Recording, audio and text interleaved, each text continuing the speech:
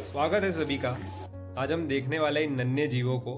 ये साइज में नन्हे जरूर है लेकिन एक बहुत ही ड्रेडेड जीव है, यानी काफ़ी ज़्यादा लोग इनसे डरते हैं और ये डर काफ़ी ज़्यादा वैलिड भी है, क्योंकि जब हमको पता चलता है कि ये नन्हा सा जीव जिसको वेम्पायर भी कहा जाता है, नेचर का सबसे छोटा वेम्पायर, इसीलिए क्योंकि ये एक होस्ट में से ब्लड को सक करते हैं, यानी किसी भी जीव के ऊपर चढ़ जाए तो उसमें से ब्लड चूसते हैं। और जैसे ये चूसते हैं तो कुछ सलाइवा भी जिसमें डिजीज कॉजिंग पैथोजेंस हो सकते हैं, वो हमारी बॉडी में, होस्ट की बॉडी में इंसर्ट भी कर देते हैं, जिनके वजह से काफ़ी ज़्यादा बीमारियां, फीवर, ऐसे सारे केसेस भी देखे जाते हैं। तो आइए आज इनके बारे में जानते हैं, क्योंकि एक बहुत ही यूनिक इंसेक्ट नहीं है ये।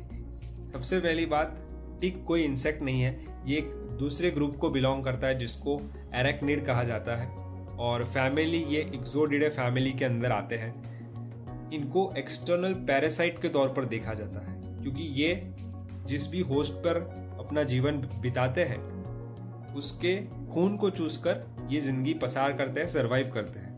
और बहुत सारे होस्ट, बहुत रेंज ऑफ होस्ट पर ये फीड करते हैं, जिसमें मैमल्स हो, बर्ड्स हो, इंसान हो, डॉग हो, कैटल हो, इन पर ये रहना पसंद करते हैं। टिक्स जो है, आपने देखा होगा मोस्टली हमारे जो डोमेस्टिक एनिमल्स होते हैं वो बहुत ज़्यादा अफेक्टेड होते हैं टिक इन्फेस्टेशन से, जिसमें कैटल, गोट, शिप, बफेलो, डॉग, हॉर्स इत्यादि जानवरों को इनसे बहुत ज़्यादा क्षति पहुंचती है, हानिकारक होते हैं इनके लिए, क्योंकि एक बार ये चढ़ जाते हैं फिर इनको ढूंढना, निकालना एक बहुत ही पेनफुल प्रोसेस होता है। ज़रूरी नहीं है कि एक बार आपको टिक ने बाइट कर लिया तो आपको डिजीज होगी, चांसेस बहुत कम होते हैं, लेकिन कई केसेस में ऐसा देखा जाता है हार्मफुल जर्म्स अगर इनके सलाइवा में मौजूद हो और वो हमारे शरीर में एंटर कर जाए तो उससे बीमारी हो सकती है, जिसमें सबसे मेन बीमारी जो देखी जाती है वो है रॉकी माउंटेन स्पॉटेड फीवर।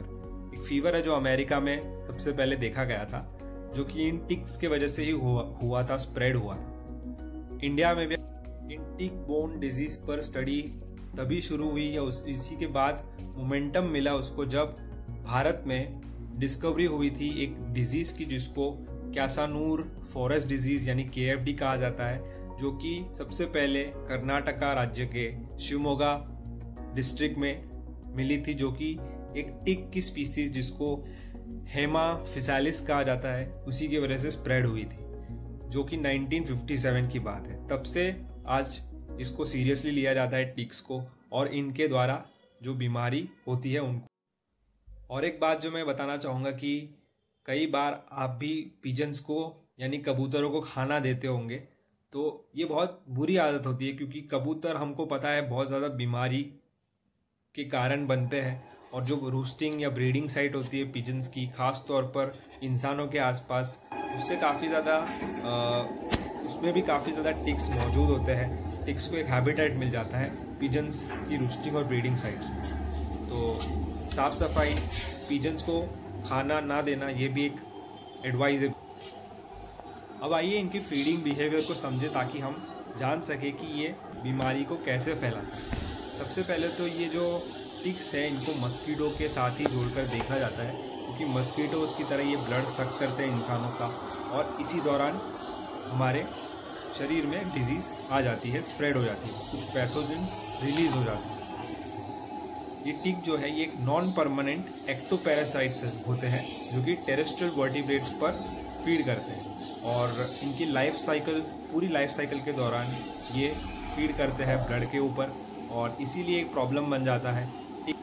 मैंने कहा कि ज़्यादा केसेस जो है वो कैटल पर देखे जाते हैं, यानी कि हमारे पशुओं पर, जैसे जिसमें गाय, भैंस इत्यादि आते हैं। उसमें देखा जाता है कि एक बार इनका हैवी इन्फेस्टेशन हो जाए तो उस जानवर में ब्लड लॉस हो सकता है, वेट उसका कम हो सकता है, और साथ ही जो मिल्क प्रोडक्शन है वो भी कम हो सकता है। सबसे पहले तो अगर इनको खाना है तो इनको बाइट करनी ही होगी, और जब ये बाइट करते हैं तो लैच कर लेते हैं अपने होस्ट को, यानी कि अच्छे से पकड़ लेते हैं, और इनकी पकड़ एक सीमेंट जैसे तरल पदार्थ की वजह से और भी ज़्यादा मजबूत हो जाती है, इसको हटाना मुश्किल हो जाता है। और एक्सटेंडेड पीरियड तक ये बाइट करके रखते हैं। इसी वजह से हमारी हेल्थ को डेंजर होता है। यहाँ पर मस्कीटोज बाइट करके तुरंत उड़ जाते हैं, टिक्स ऐसा नहीं करते। ये बाइट करने के बाद फीड कर सकते हैं 3 से 10 दिन, डिपेंड करता है कौन सी अपनी लाइफ साइकिल के कौन से स्टेज में है वो।